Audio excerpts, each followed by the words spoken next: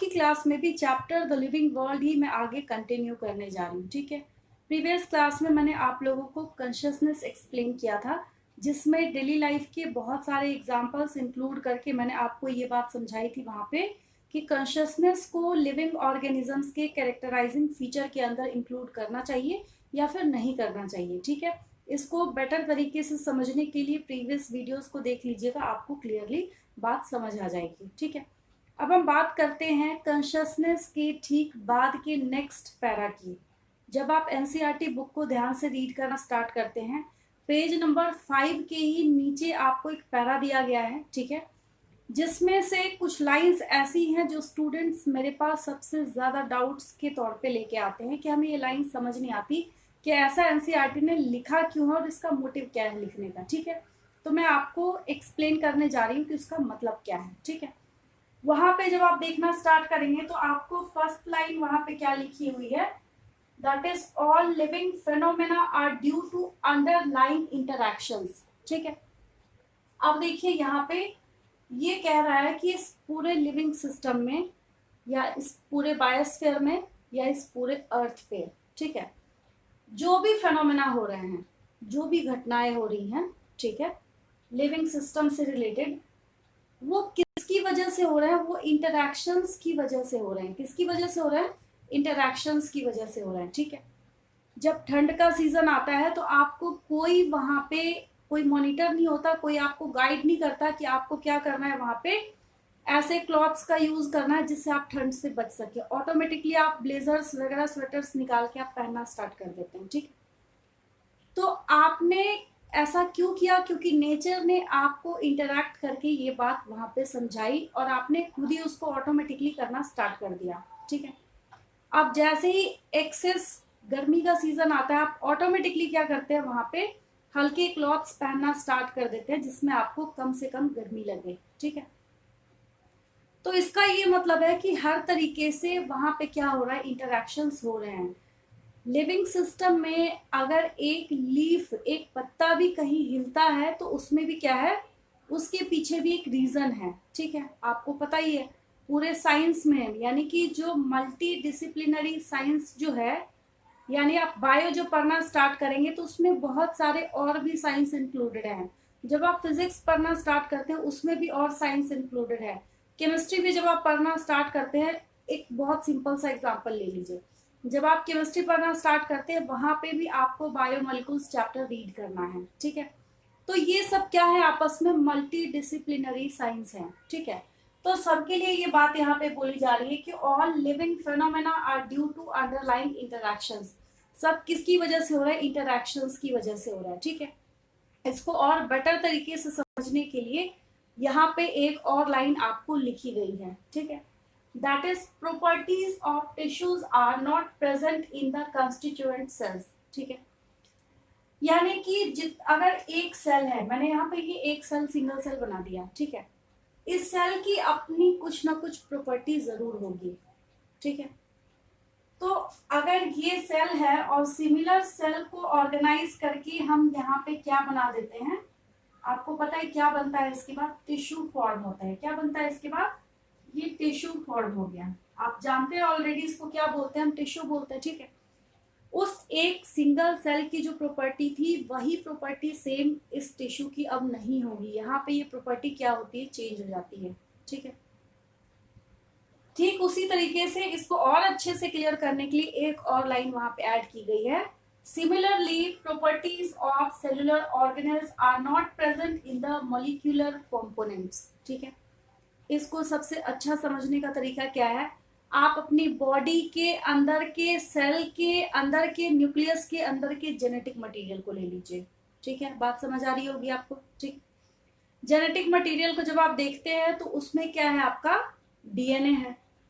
Viruses की जब हम बात करते हैं वहां पे उनका मोस्टली वायरसेस का जेनेटिक मटेरियल क्या है, आरएनए है। आरएनए भी होता है उनमें, डीएनए भी होता है, बट हम मोस्टली की बात कर रहे हैं यहाँ पे, ठीक है। तो उसके जब आप कंपोनेंट्स को देखना स्टार्ट करते हैं तो वो बेसिकली क्या है, पॉलीन्यूक्लियोटाइड चेन्स हैं। पॉली का मतलब आपको पता है, यानी कि बहुत सारे न्यूक्लियोटाइड्स आपस में मिलके अगर चेन बना देते हैं तो वो क्या हो गया, पॉलीन्यूक्लियोटाइड चेन हो गया। ठीक है, तो उसमें से जब आप एक न्यूक्लियोटाइड को देखना स्टार्ट करते हैं, बेसिक डिफरेंसेस डीएनए और आरएनए में क्या होंगे इसको हम डिस्कस करेंगे आगे जाके, इसमें आपको घबराने की जरूरत नहीं है। बट बेसिक जो कॉन्स्टिट्यूएंट की जहां तक बात होती है उसमें मैं आपको बता दूं कि अगर आप डीएनए या आरएनए किसी भी चीज के न्यूक्लियोटाइड को आप देखना स्टार्ट करते हैं तो उसमें आपको बेसिक कॉन्स्टिट्यूएंट क्या दिखते हैं, आपका वहां पे नाइट्रोजनस बेस होगा, शुगर होगा और फॉस्फेट होगा। ठीक है, अगर आरएनए है तो वहां पे राइबोज शुगर होगा, अगर डीएनए है तो वहां पे डिऑक्सी राइबोज शुगर होगा। ठीक है, और मैंने आपको पहले ही बोल रखा है कि डिटेल्ड डिफरेंसेस आपको पढ़ना है, उसमें आपको घबराने की जरूरत नहीं है। ठीक है, तो क्या आपकी बॉडी के अंदर डीएनए के अंदर जो उसके कंपोनेंट्स हैं, इट मींस कि जो आपके नाइट्रोजनस बेसिस हैं, ठीक है, या फिर जो शुगर है वहां पे, या फिर जो फॉस्फेट है, ठीक है, क्या इन तीनों के फीचर, बेस हो या शुगर हो या फॉस्फेट हो, क्या इन तीनों के फीचर आपस में कॉमन होंगे क्या? नहीं। किसी केमिस्ट्री टीचर को जाके आप बोलिए, या फिर आप भी केमिस्ट्री पढ़ते हैं वहां पे आप इसको बेसिक लेवल पे सोच के देखिए, अगर आप ऐसा बोलते हैं कि ये तीनों सेम है, सिमिलर प्रॉपर्टी शो करते हैं, तो वो आपको बेवकूफी बोलेगा वहां पे।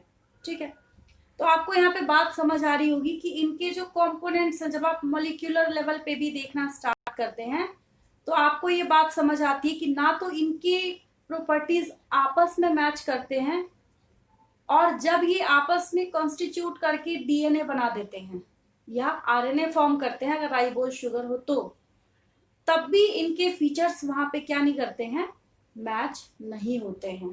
तो आपको क्रिस्टल क्लियर बात समझ आ रही होगी। ठीक है, कि इनकी जो यूनिट्स है, अगर हम सेलुलर लेवल पे बात करते हैं तो सेल के ऑर्गेनेल्स के अंदर जो मॉलिक्यूल्स हैं उनके जो फीचर्स होंगे वही सेम फीचर किसके नहीं होते, वही एग्जैक्टली सेम फीचर सेल का नहीं होगा। अगर हम टिश्यू लेवल पे बात करते हैं तो यहाँ पे अगर एक सेल को उठा के आप देखते हैं तो इसके अंदर जो फीचर है, सेम फीचर किस में नहीं होगा, सेम फीचर ये टिश्यू में नहीं होगा, ऐसा शो नहीं करेंगे ये। ठीक है, और कई ऑर्गन लेवल पे जब आप जाके बात करते हैं तो एक ऑर्गन बहुत सारे टाइप के टिश्यू शो कर सकते हैं, ये बात आपको पता है, 9th क्लास से आप पढ़ते आ रहे हैं। ठीक है, तो ये तो बात रही इन पॉइंट्स की, मेरे ख्याल से अब आपको ये समझ आ गया होगा। आगे जब आप मूव करते हैं वहां पे आपको एक और बात लिखी है जो कि बहुत अच्छी लाइन है, और इस लाइन का बहुत सारी मूवीज में बहुत बढ़िया तरीके से यूज किया जाता है। ठीक है, अब देखिए क्या लिखा है यहाँ पे, ऑल लिविंग। ठीक है, लिविंग के बाद यहाँ पे आपको कौन सी बात बताई जा रही है, प्रेजेंट में भी हो सकता है, पास्ट में भी हो सकता है, फ्यूचर में भी सोचने की बात यहाँ पे की जा रही है।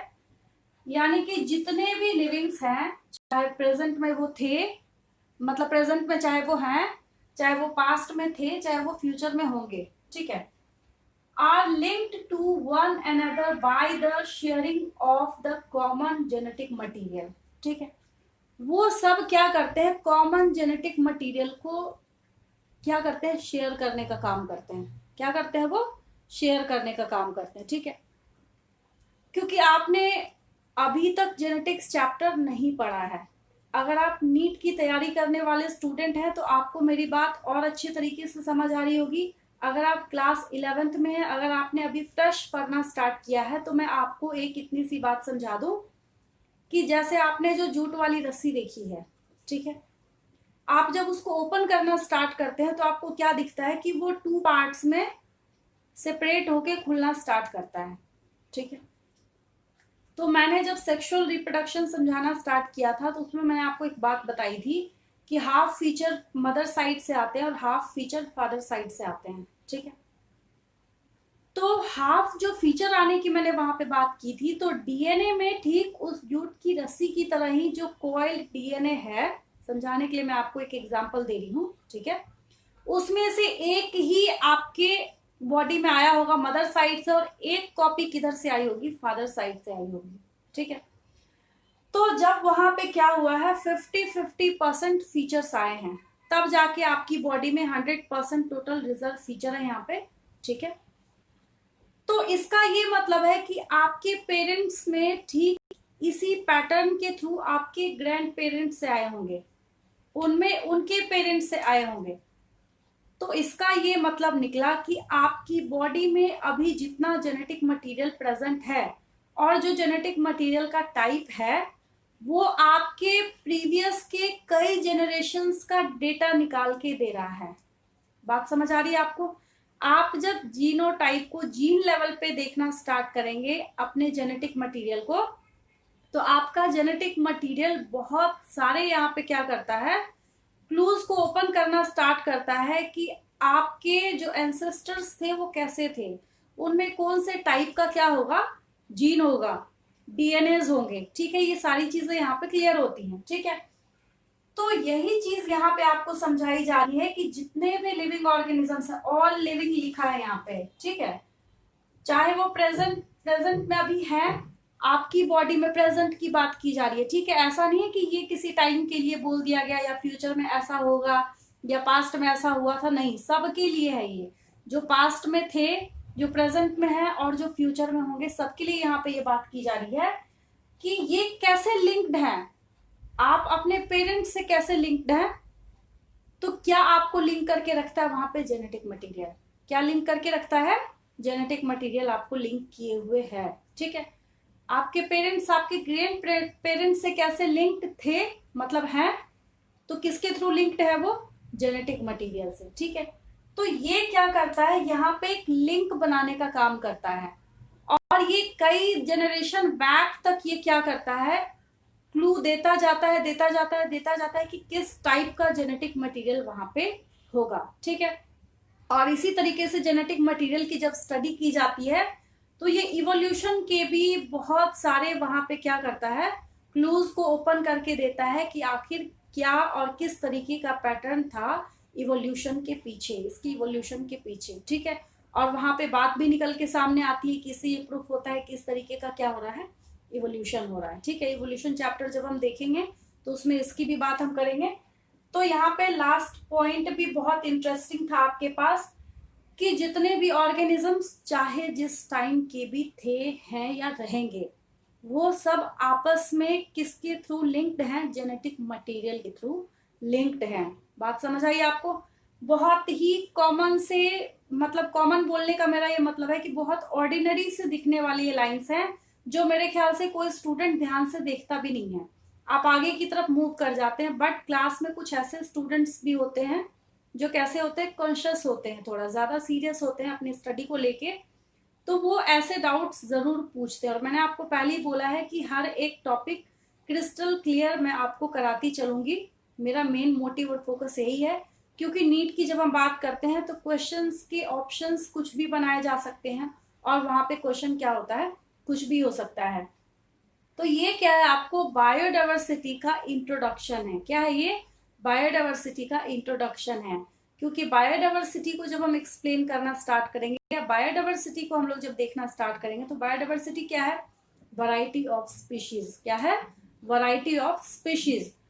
तो सिर्फ अगर ह्यूमन की बात हम करते हैं, आप अपनी बात कीजिए, तो आपके जेनेटिक मटेरियल को देख के ये पता चलेगा कि सारे ह्यूमंस, मतलब कि आपके प्रीवियस जनरेशन, उसके प्रीवियस जनरेशन, उसके प्रीवियस जनरेशन किस तरीके से लिंक थे। ठीक है, किसी दूसरी स्पीशीज वाले को जब हम देखते हैं तो उसके प्रीवियस में जो भी इंडिविजुअल्स थे उनका डेटा निकल के वहां पे सामने आता है। तभी यहाँ पे इस लाइन के साथ वहां पे एक टर्म ऐड किया गया है, that is but to varying degrees. वहां पे क्या हो सकते हैं, वेरिएशंस होंगे, सब में अलग अलग। जब हम देखना स्टार्ट करते हैं तो वहां पे क्या होगा, इसमें वेरिएशंस होने स्टार्ट हो जाते हैं। जैसे अगर कोई ऑस्ट्रेलिया से आता है, ठीक है, कोई पर्सन ऑस्ट्रेलिया को बिलोंग करता है, अगर वो वहां से आता है यहाँ पे घूमने के लिए, आप दूर से देख के पहचान जाते हैं कि नहीं, ये इंडिया का पर्सन नहीं है, या फिर इसकी पर्सनालिटी बहुत डिफरेंट दिख रही है। इसका क्या रीजन है, क्योंकि उसमें जो जीन्स चलते चले आ रहे हैं, जो जेनेटिक मटेरियल वो शेयर कर रहा है, वो उसके पेरेंट्स के हैं, जो बेसिकली कहाँ को बिलोंग करते हैं, ऑस्ट्रेलिया को ही बिलोंग करते हैं, तो वो वैसे दिखते हैं। ठीक है, तो वहां पे जब उसकी स्टडी की जाएगी और आपके एंसेस्टर्स की जब स्टडी की जाएगी, दोनों में पैटर्न सेम होगा। बात समझिएगा, पैटर्न सेम होगा, बट दोनों में वेरिएशंस होंगी, तभी आप वहां पे कैसे दिखते हैं, डिफरेंट दिखते हैं। ठीक है, क्लियर है आपको? तो ये बायोडाइवर्सिटी का सिर्फ इंट्रोडक्शन दिया था मैंने आपको। ठीक है, आई होप कि आपको आज का भी ये लेक्चर बहुत अच्छे तरीके से समझ आया होगा। कनेक्टेड रहिए मेरे चैनल के साथ बायोलॉजी की डीप लर्निंग के लिए, खासकर की एनसीईआरटी की डीप लर्निंग के लिए, जिसको क्लियर करना बहुत जरूरी है नीट एग्जाम्स के लिए। ठीक है, थैंक यू फॉर वॉचिंग।